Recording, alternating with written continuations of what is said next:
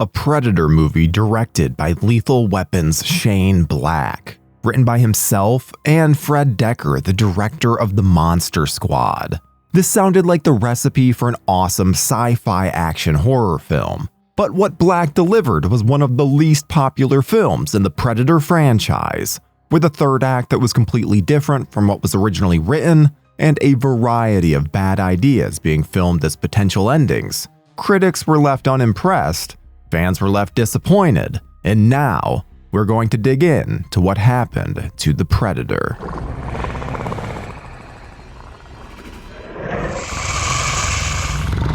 "1987 was a huge year for Shane Black. His original screenplay, Lethal Weapon, was turned into an instant classic by director Richard Donner.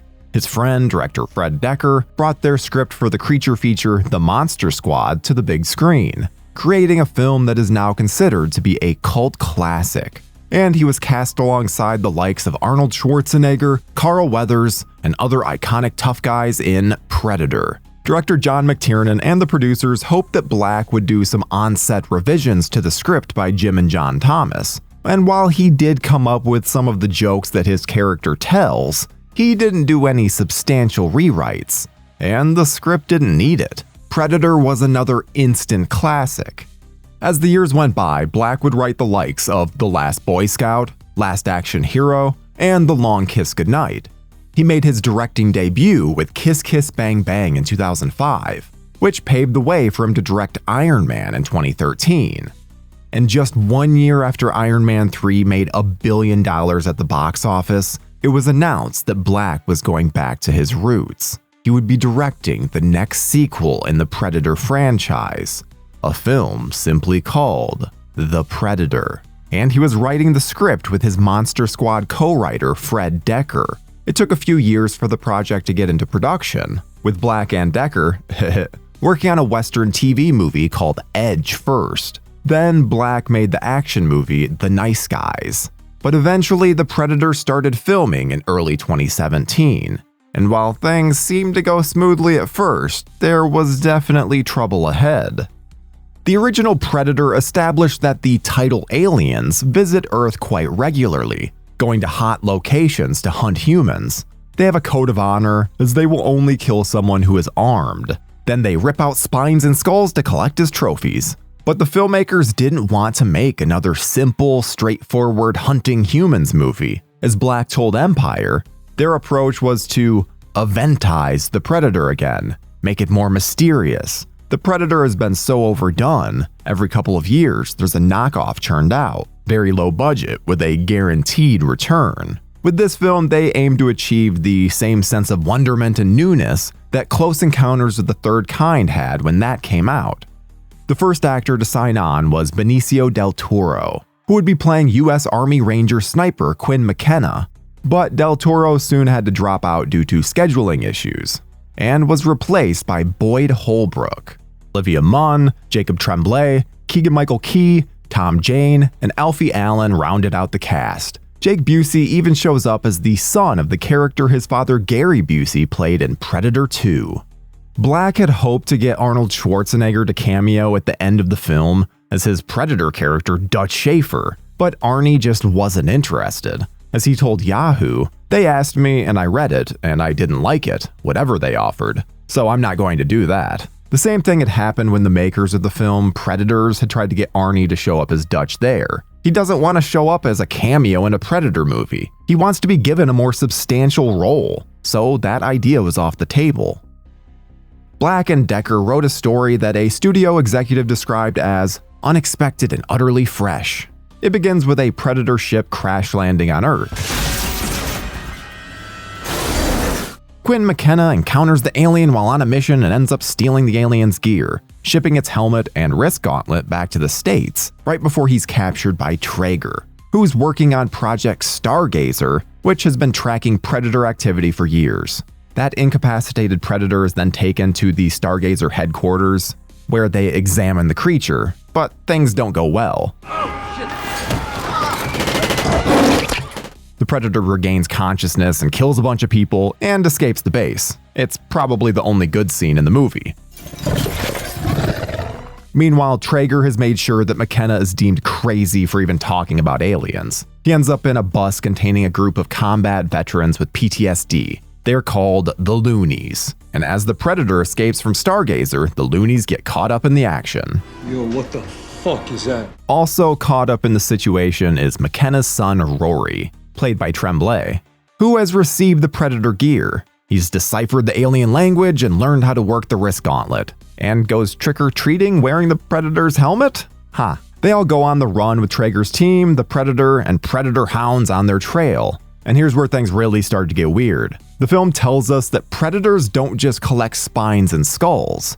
They also harvest DNA from their prey and use it for gene therapy in an attempt to enhance themselves.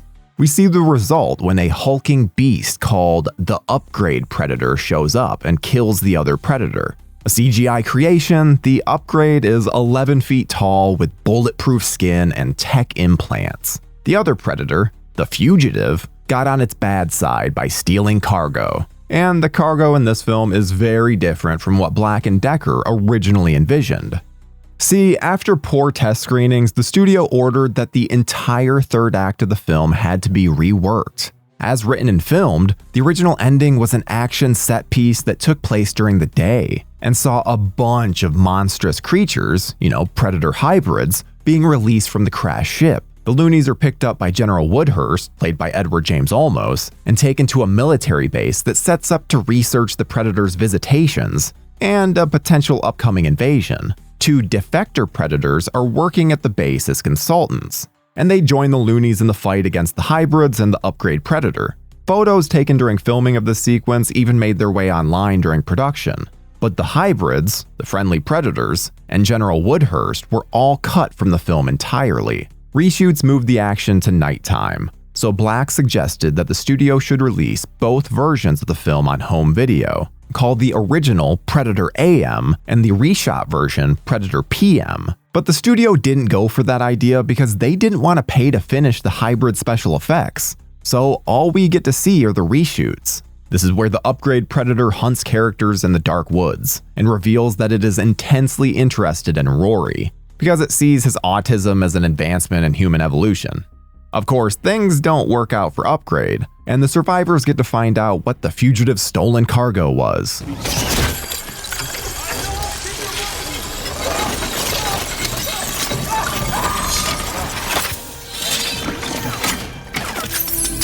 The cargo was supposed to be the hybrids. Now Black had to figure out what to replace them with. A few options were filmed, with the idea being that the cargo should be something that could help Earth fend off a predator invasion. How about someone from the Alien franchise? Stuntwoman Brianna Watkins emerged from a cryostasis tube as alien heroine Ellen Ripley in one version of the ending, and an adult version of Newt from Aliens in another version. Yes, time travel was involved. Those were both silly ideas, but so was the one that ended up in the movie, which seems to be inspired by Black's Iron Man work. The cargo is a high-tech suit called the Predator Killer, and McKenna looks forward to wearing it during his next encounter with the Predators, which we'll never see because the Predator was not well received. Before we continue with our video, here's a reminder to click the Store tab on any of our JoBlo channels and browse our collection of the latest and freshest designs in our merch store. Go get you some. The film was aiming for an early 2018 theatrical release, but got pushed back to September due to rewrites and reshoots. Many fans saw that as reason to be concerned, and around the time of release, The Predator got some pretty bad press. It was revealed that Olivia Munn had demanded a scene be cut from the film when she found out her scene partner was a registered sex offender. But it was just a scene involving a jogger hitting on her character, so it was easy to remove it. But it sounds like something that should have been destined for the cutting room floor anyway. When the film finally reached theaters, a lot of fans and critics were disappointed. Only 34% of the reviews collected on Rotten Tomatoes are positive. The audience score is even less so, at 32%. Made on a budget of $88 million, The Predator ended up drawing in $160 million at the box office, a higher amount than other Predator movies earned. But Black and the studio were looking to hit a bigger number than that. The Predator has its moments, the characters are fun and likable, and there's some cool action in there. But it's an odd, goofy entry in the franchise, and it's packed with questionable decisions. The DNA harvesting and gene splicing, the upgrade Predator, the Predator killer suit, the idea that the Predators might launch a full-scale invasion of the planet. None of this ever needed to be part of a Predator sequel. During an interview on the Postmortem podcast, Black admitted that he and Decker did not have their fingers on the pulse when coming up with the Predator. He said, "I'll take the hits for whatever I did wrong on that. I just didn't want to make the Predator movie that people wanted to see, apparently. I'm not going to take the road of blaming anyone, including the studio, for a failed movie. We tried something different. We were making a Halloween drive-in movie. Not just a drive-in movie, one you go to on Halloween when you were a kid."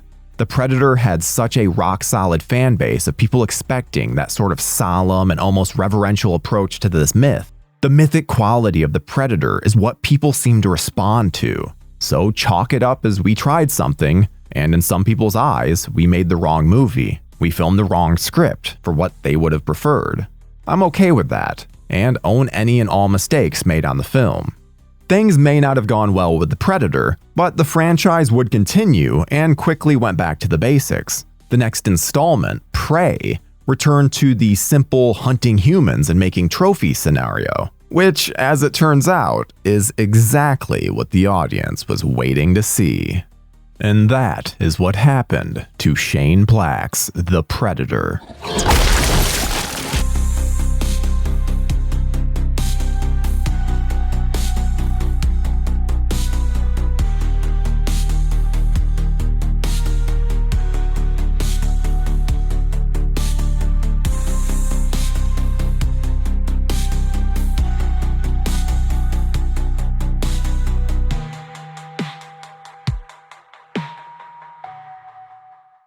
Thank you for clicking on our video, everybody. If you like what you saw here, please make sure you like the video and subscribe and share with your friends who like this sort of content. JoBlo remains an independent company, and we appreciate all of your support.